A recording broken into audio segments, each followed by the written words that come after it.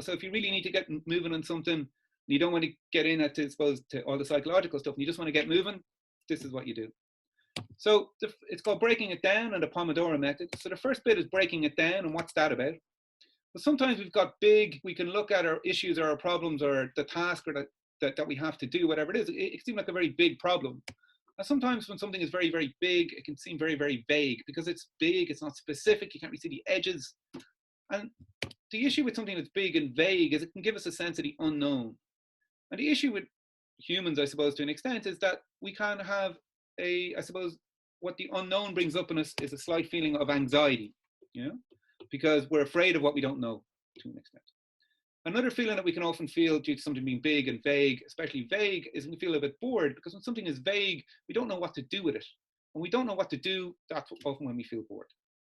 So what do we do with this big, vague, unknown problem? Well, we break it down. So we take that big goal and we break it down into smaller goals. And we're going to take those smaller goals and we're going to break them down again.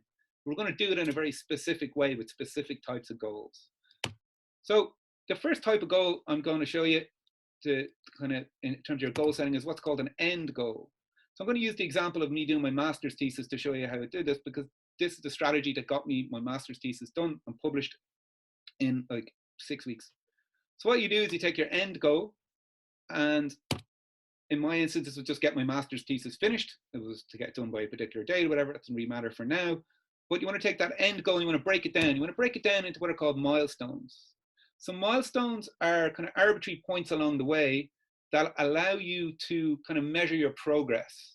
So they're like key points. And the reason these are important is that when you break it down into your milestones, you can see if the strategies that you're using are helping you to, or if the strategies are useful or successful, or if they're working. Yeah, because if you don't have that, then if you can't really measure if what you're doing is successful, it can be very difficult to know if you're doing the right thing. So in terms of finishing my master's thesis, my milestones were I had to finish writing about the introduction, finish the statistical analysis, so this was gather all the data and all that boring stuff, and then finish the discussion. So I had to write about what I'd done. So just 3 major kind of points. What we want to do then is we want to take our milestone, we're going to break that down into smaller goals. And again, this is about reducing the anxiety and making it more manageable. So for my finished introduction, all I had to do was finish writing about topic A, finish writing about topic B, finish writing about topic C, etc., etc. Then what you want to do is you want to take those smaller goals, I'm going to break them down into what's called a behavioral goal.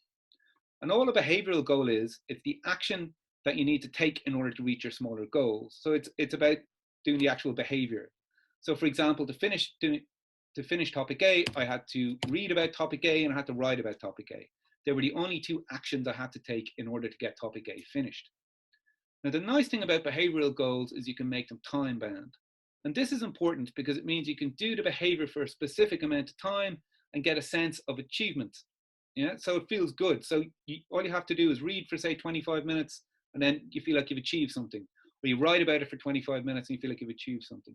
And this is important because it removes, I suppose, your sense of achievement from your result. It's all about your process. Yeah.